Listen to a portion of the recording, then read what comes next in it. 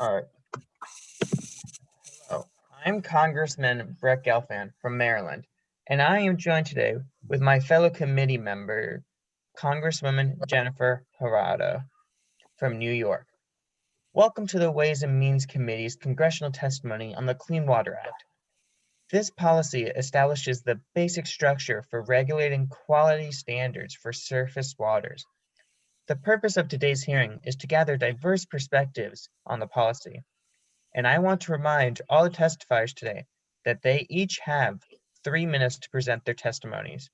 I also want to remind everyone that their written and verbal testimonies from today will be recorded and archived for public access.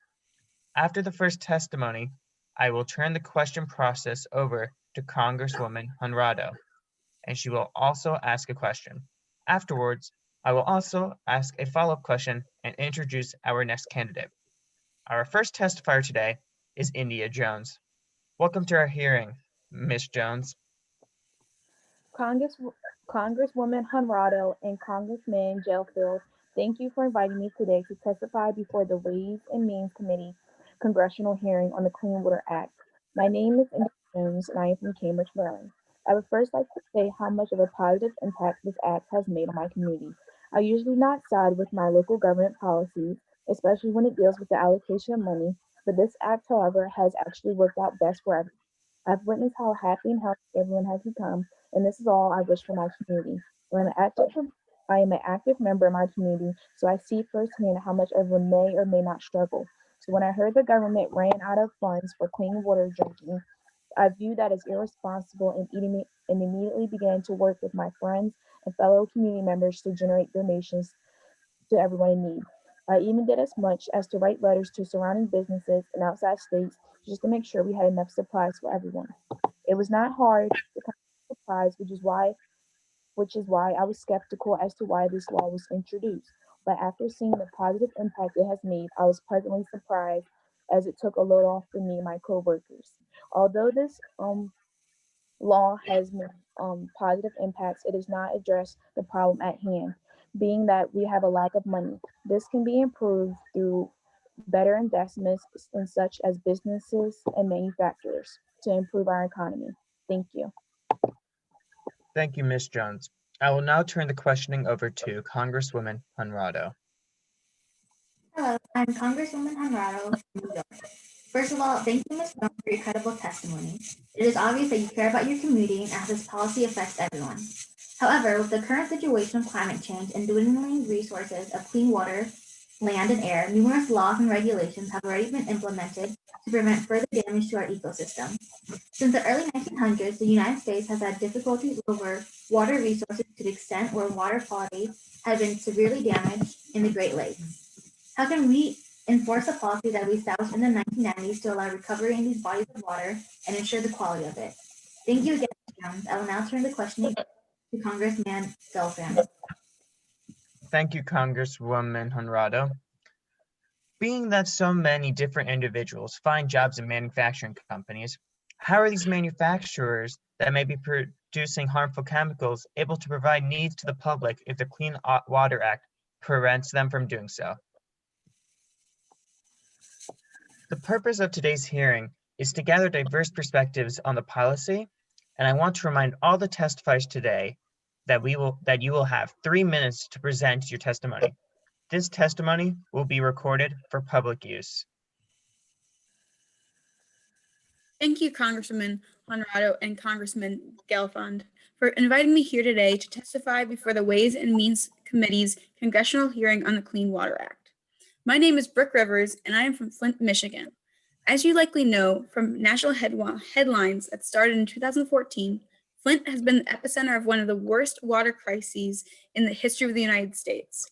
The contamination of our drinking water has had huge negative, bordering on catastrophic impacts on our town. The most tragic effect of the lead-contaminated water was the outbreak of Legionnaire's disease that it caused, affecting 87 people and killing 12. Flint was put into the state of emergency and suffered dire financial consequences. Fortunately, we received some justice in November 2020 when a $641 million settlement was reached to compensate the victims of the water crisis.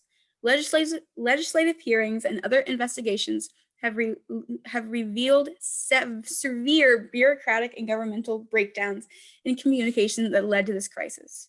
As someone who has suffered through such a crisis, I have vowed to fight for water justice throughout the United States so that no one has to suffer the trauma and disease that my neighbors and I have faced.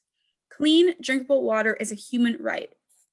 That is why I'm here today to passionately push for improvements to the Clean Water Act. While there are so many parts of the Clean Water Act that need desperate reform, I want to talk about one of the aspects that the Flint crisis especially highlighted: the need for a more robust whistleblower program. There has been a loss of trust in the local government after the crisis, and many citizens of Flint are still hesitant to drink the water despite improvements in the piping system since 2014. This is because studies have shown that officials knew of the lead pollution and downplayed the issue to residents. If officials in the government had felt more empowered to call out this misleading information and had shown a light on the contamination earlier, the crisis could have been avoided. I believe more government money and resources need to be invested in citizen and expert oversight of the water system. For too long, we've allowed the market economy and need for industrialization to reign, which has caused massive pollution. We need more government control and oversight to avoid another Flint crisis from ever happening again. Thank you once more for your time, and please join me in this crucial fight for water justice. Thank you for your time. I will now turn the questions over to Congresswoman Honrado. Thank you for sharing your story, Ms. Rivers. Our main goal is for all citizens of the United States, especially Flint, Michigan, to have safe drinking water.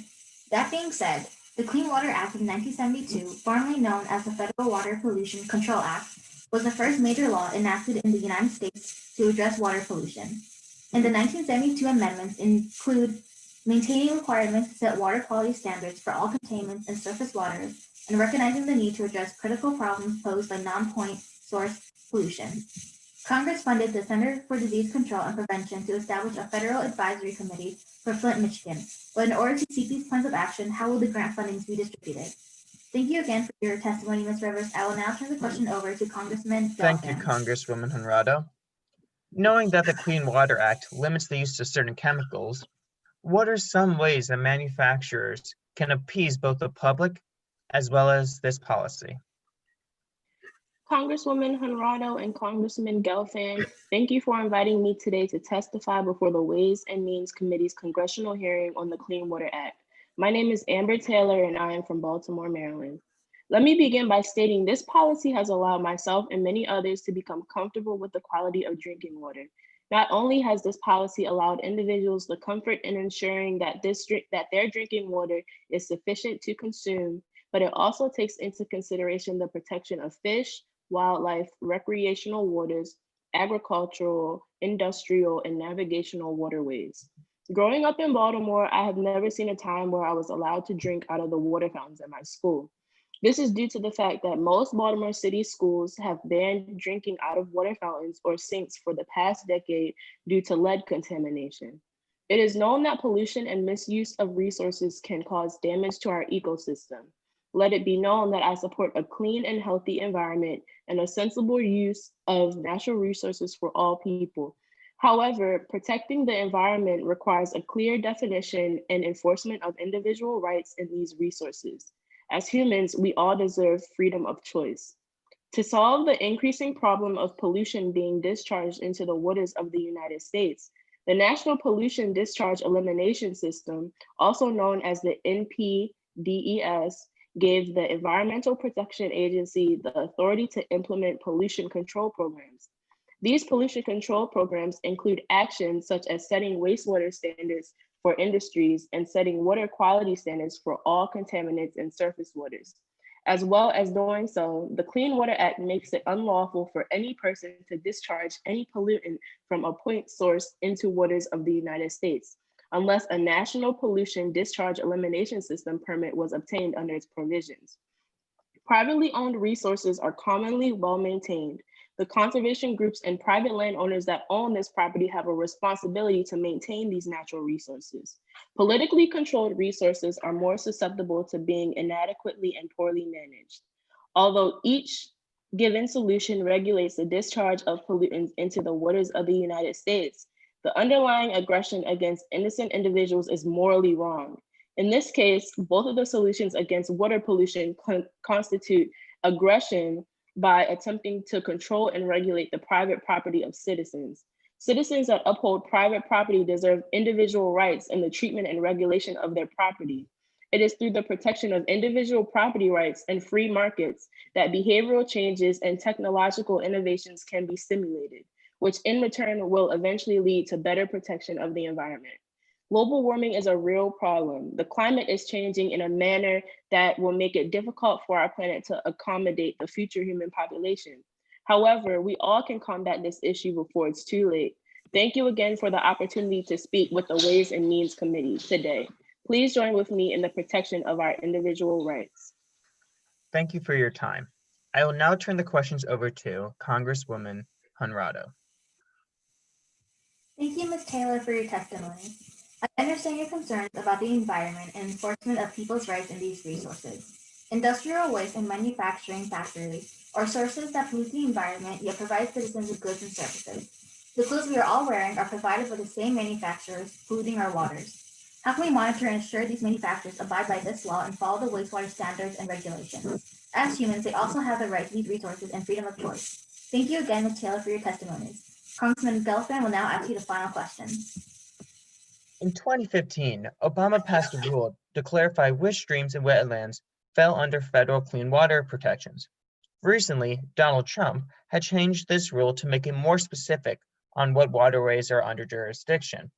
Environmental groups argue that this will cause less government regulation and thus a greater number of pollutants will enter the waterways. Do you believe that with the new rule written by Donald Trump, that the number of pollutants that exist in waterways will increase or decrease? This concludes the Ways and Means Committee's congressional testimony hearing on the Clean Water Act. Thank you again to all those who testified today. And as a reminder, all written and verbal testimonies from today will be recorded and archived in the U.S. Library of Congress for public access.